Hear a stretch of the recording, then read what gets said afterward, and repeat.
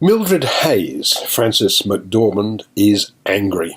It's been months since her teenage daughter Angie was raped, murdered, and set on fire as she walked home late one night on the outskirts of Ebbing, Missouri. And the police seem to have made no progress whatsoever in finding the killer. She blames Police Chief William Willoughby, Woody Harrelson, for spending more time torturing black folks than investigating her daughter's death. And to make her point, she rents 3 unused billboards located on a minor road on the edge of town to advertise her cause, with signs that read, "Still no arrests? How come Chief Willoughby?" and "Raped while dying." 3 billboards outside Ebbing, Missouri, the third film directed by playwright Martin McDonagh after In Bruges and 7 Psychopaths, is a very considerable achievement. It boasts one of the most intricately skillful screenplays used as the basis for an American film in quite some time. A script that shifts in a nanosecond from the bleakly funny to the deeply confronting, from the raw to the sublime. McDonagh wrote the role of Mildred with Frances McDormand in mind, and it's the best thing she's done since Fargo. Her billboard provocations throw the small town into turmoil. Willoughby, who appears to be a genuinely decent family man, with a wife, Abby Cornish, and 2 little girls, tries to assure Mildred that he is working on her daughter's case, but the lady's not for turning.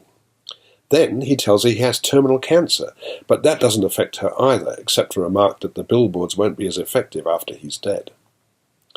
His flaky deputy, Dixon, played by the magnificent Sam Rockwell, channels his anger towards Red Welby, Caleb Landry Jones, the hapless character who rented the space to Mildred in the first place. And by and large, the locals side with Willoughby. Mildred's son Robbie, Lucas Hedges, who was so good in Manchester by the Sea, is conflicted.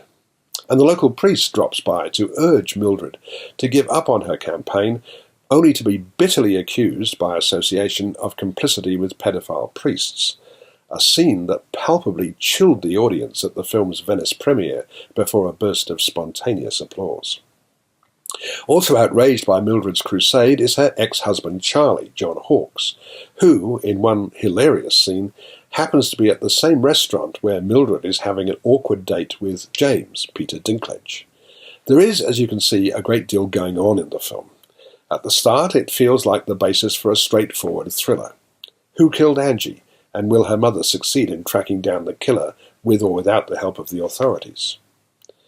But it's much, much more than that. The film's savage humour, embodied in McDormand's remarkable portrayal of a woman who's reached the point where she's hardly rational anymore, is suffused with elements of what can only be described as poetry, embodied in the scene in which Mildred, while checking out the billboards, is joined by a deer that emerges from the forest. Notable too is Sam Rockwell's gormless, mother-fixated Dixon. In fact, just about every actor in the film is at the top of their game, inspired no doubt by McDonagh's superb screenplay, which won a prize in Venice, and by the originality, at times the sheer brilliance, of the entire concept. I'm giving 3 billboards 4.5 stars.